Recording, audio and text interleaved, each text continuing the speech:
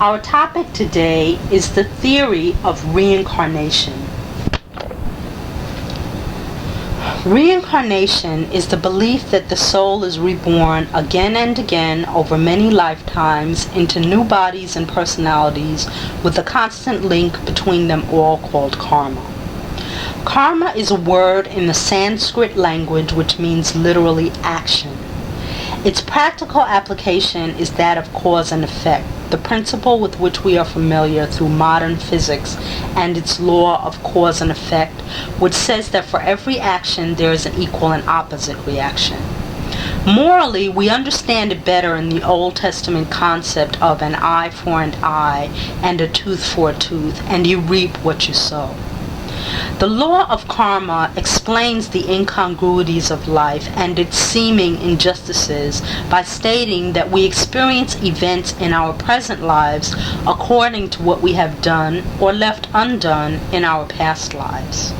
Everyone has not done equally as concerns good and evil in their past lives, and therefore everyone does not receive the same benefits or disappointments and sorrows.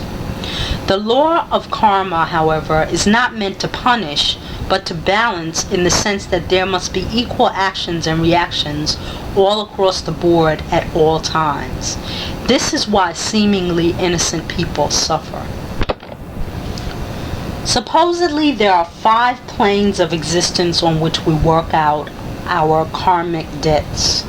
These are called the lower planes. In addition to these lower planes, there are 7 higher planes. The first 5 lower planes, from higher to lower, are the etheric plane, the mental plane, the causal plane, the astral plane, and the earth plane. The earth plane is where we have the greatest opportunities to work out our karmic debts. Further, Earth is the lowest plane of existence and has the most limitations on thought and action, and is considered by some the prison planet. The objective of reincarnation is to so balance our karma and therefore become so perfected that we may reside in the higher planes with the Godhead, or return to our source from whence we came. When we die, we go through an adjustment period, the first step of which is to realize that we are dead, which we do through the help of spiritual masters and guides who have long ago completed their karmic cycles.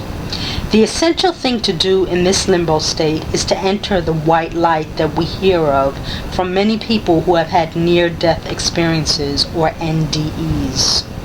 If we do not enter the white light for some reason, we roam around the earth on the astral plane as troubled spirits.